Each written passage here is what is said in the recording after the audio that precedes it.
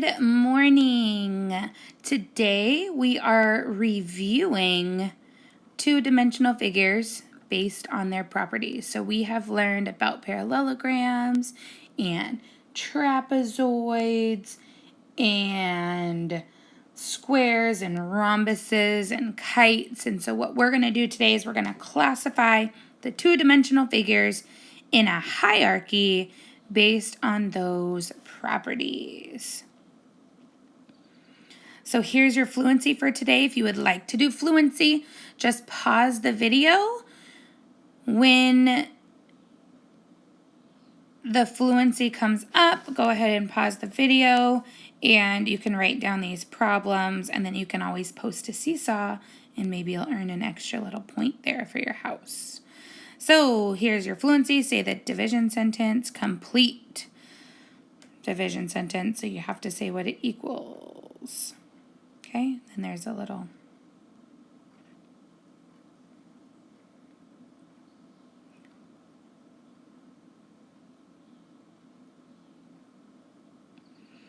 go ahead and pause this if you want to do it.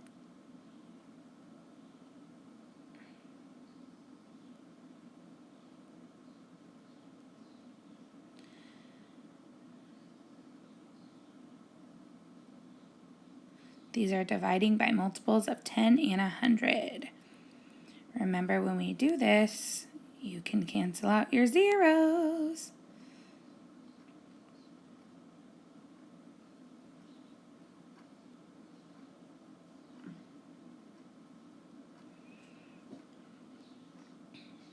So how are these alike? First, it's 6,900 divided by 100, then 69 divided by 3, and then now this is 6,900 divided by 300. So first you divide by 100, then divide by 3. Okay, now you have some volume fluency. The formula for finding the volume of a rectangular prism is length times width times height. All right, visualize a line that breaks the figure into two rectangular prisms. Find the volume of the composite figure by adding the volumes of each of the rectangular prisms.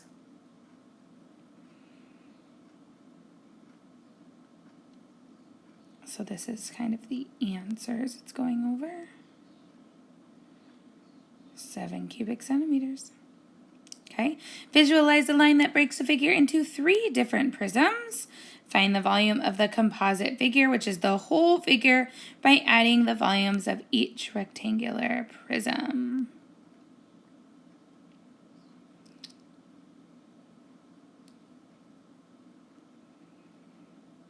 Total of 28 cubic centimeters. I hope you got that one right. If not, it's okay. Where did you make your mistake? And then our application problem that we already did. There's the area model.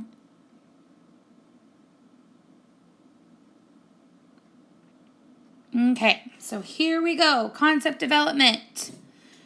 Trapezoids are always quadrilaterals. True or false? Go. Dun, dun, dun.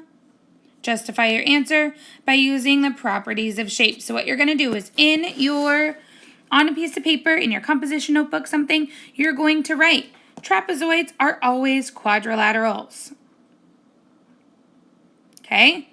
Then underneath it, right underneath it, you're going to write true or false, and you're going to write a property that makes it true or false.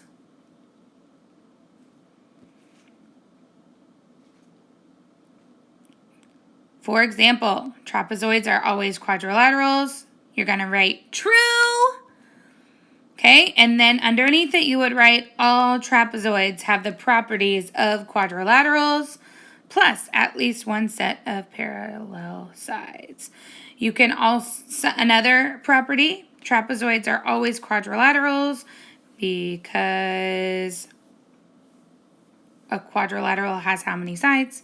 4. Trapezoids have how many sides? 4. There you go. Okay, so this is the order that you're going to write it in your journal. Here we go. A trapezoid has 4 segments in the same plane that only intersect at their endpoints. So if you didn't write that one down, go ahead and write it down. Add these properties if you did not write them down. A trapezoid has 4 line segments, 2 on the top, or 1 on the top, 1 on the bottom, and then 1 on each side. Okay, and those line segments only intersect with one another at the endpoints. Here's another one. Number 2. Quadrilaterals are always trapezoids. You guys should know this one. True or false? And then you're going to justify your answer using properties of the shape. So are quadrilaterals always trapezoids? I'm going to give you time to write your answers down, your properties down, and check your answer here. False! They're not always trapezoids. Shapes with 4 sides are not always trapezoids. Some quadrilaterals do not have parallel sides.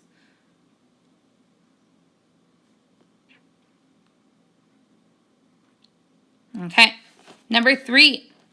Write the sentence frame. You don't have a personal whiteboard, so you're going to write it on the same paper that you're using right now. Blank are always blank. Go ahead and write that down. Okay, you don't have a partner. Okay, we don't have shape name cards. But if you did, this is something that you can do.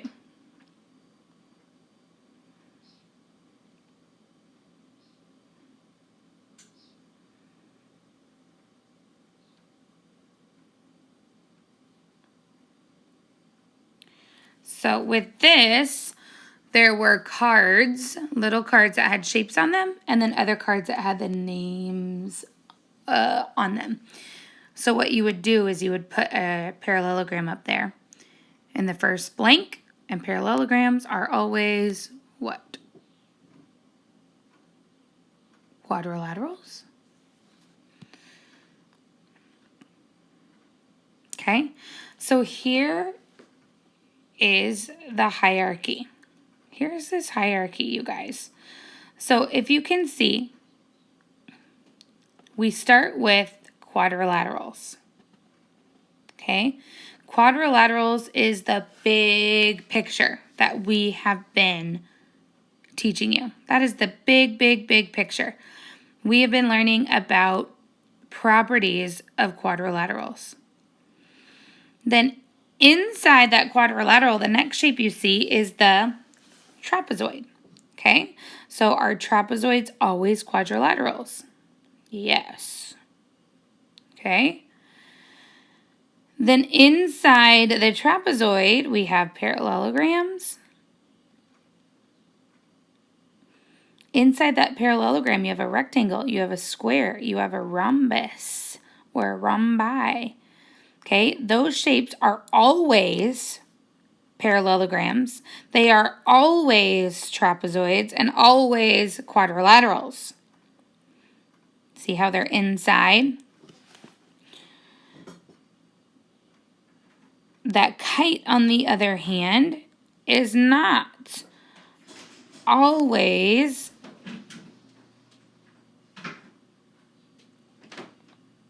a trapezoid or a parallelogram.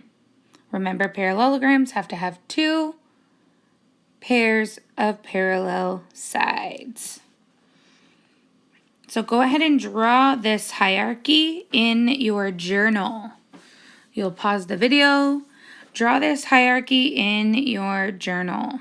Use your ruler, make it really big. It should take up most of the page.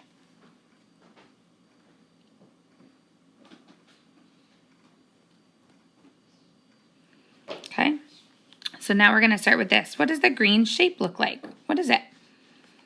Ding, ding, ding, a trapezoid.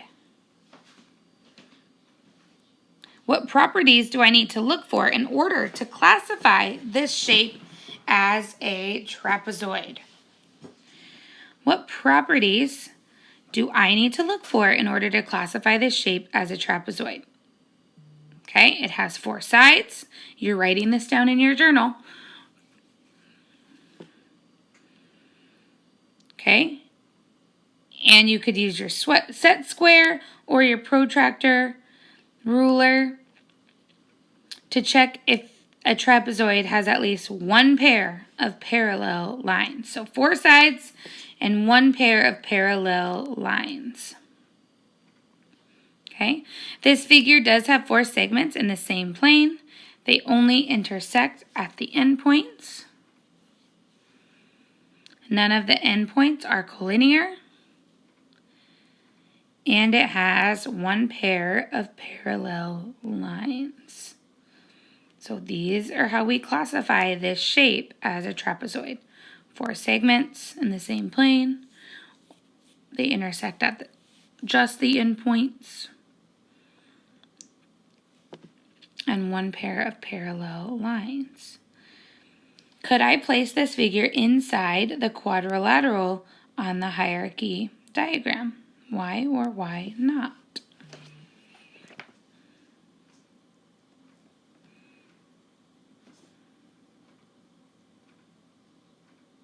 Of course you can.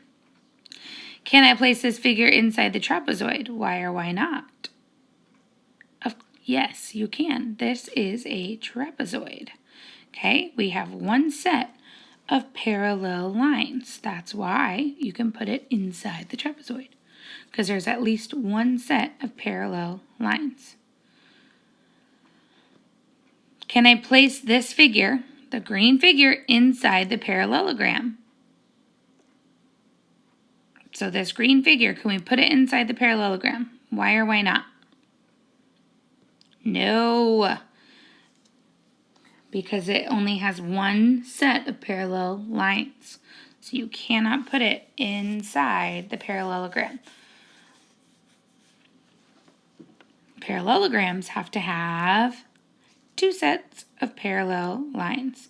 So this figure fits inside the quadrilateral ring and inside the trapezoid ring. What does that mean for its properties? It has properties of a quadrilateral and a trapezoid. So that green figure you see there has the properties of a quadrilateral and a trapezoid only. Okay? So you guys do not have your shape sorting sheet, but what I am going to do is I am going to take another video, okay, the second concept development video, and I will show you that template. And what you're going to do is you're going to take the shapes inside that template and classify them inside this diagram that you drew. And then you can just draw them inside the diagram. Okay?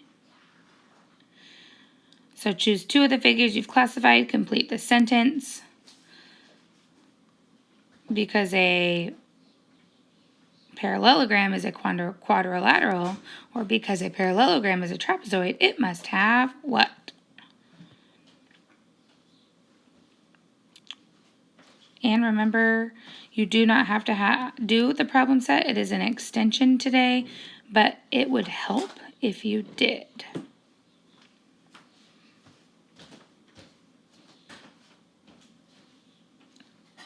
And your exit ticket is just like your problem set.